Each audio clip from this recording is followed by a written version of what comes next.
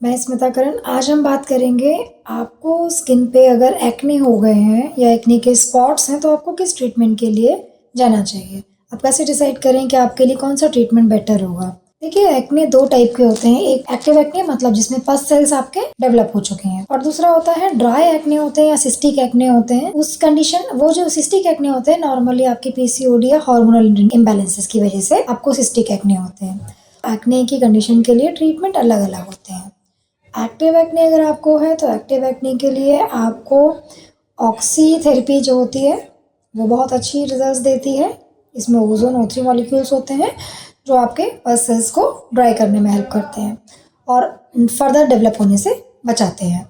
And SM पील भी आप ले सकते हैं। एसएम पील से क्या होता है, ये आपके एक्ने पे हम पर्टिकुलर साइट पे लगाते हैं, 4 मिनट के लिए उसको लगा रहने देते हैं, उसके बाद आप क्लीन ऑफ कर देते हैं। तो ये ड्राई होने के बाद उस पर्टिकुलर साइट से निकाल देता है, स्किन को, डेड सेल्स को निकाल देता है। नेक्स्ट वीक या 10 डेज में आप दोबारा से ओजोन O3 ट्रीटमेंट ले लें, ऑक्सी ट्रीटमेंट ले लें। तो इस तरीके से कंटिन्यूस अल्टरनेट साइकिल लेने से आपके एक्टिव एक्ने में आपको बहुत आराम मिलेगा। कुछ टॉपिकल एप्लीकेशंस आपको हम लगाने के लिए देते हैं और कुछ मेडिसिन आपको स्टार्ट करने के लिए बोलेंगे, जैसा भी आप कंडीशन होगी उसके अकॉर्डिंग। नेक्स्ट जो होता है, कई बार क्या होता है आपके एक्ने के साथ साथ एक्ने तो चलेगा लेकिन उसके मार्क्स रह जाते हैं। मार्क्स को रिमूव करने के लिए भी बहुत सारे ट्रीटमेंट्स होते हैं, जिसमें अभी बेसिक एंड इफेक्टिव ट्रीटमेंट की बात करूं, माइक्रोडर्मा एब्रेजन जो होता है वो बहुत अच्छा ट्रीटमेंट होता है। इसमें डीप सेल से क्लिनजिंग होती है, वैक्यूम सक्शन होता है मशीन में, जिसके थ्रू हम पहले क्लिनजिंग करते हैं और उसके बाद सक्शन के थ्रू आपके सारे डेड सेल्स इस मशीन में खींचकर बाहर आ जाते हैं। मशीन में फिल्टर लगा होता है, तो जब आपका सक्शन करके हम डेड सेल्स निकालते हैं, अंदर से जितनी भी डेड सेल्स, गंदगी, डर्ट्स और सीवेजेस ग्लैंड से एक्सेस ऑयल जो निकलता है वो सारा आपके स्किन से बाहर आ जाता है और आपकी स्किन बिल्कुल क्लीन हो जाती है। That is also a very effective treatment for acne spots and scarring. And इसके अलावा जो ट्रीटमेंट होता है उसमें एक्ने स्पॉट्स ट्रीट करने के लिए आप ग्लाइकोलिक पील्स के लिए भी जा सकते हैं और येलो पील्स के लिए भी जा सकते हैं। अगर आपकी स्किन का टेक्सचर अच्छा है तो आप पील को अडॉप्ट कर सकते हैं। अगर आपकी स्किन का टेक्सचर फाइन है तो उस कंडीशन में आप पील्स पे ना जाके हम सजेस्ट करेंगे कि आप कार्बन क्यूसिच के लिए जाएं। कार्बन क्यूसिच जो होता है उसमें हम आपको कार्बन का एक मास्क लगाते हैं। पहले बेसिकली आपके फेस की क्लिनजिंग होगी, विदाउट स्क्रब हम क्लिनजिंग करते हैं, उसके बाद फिर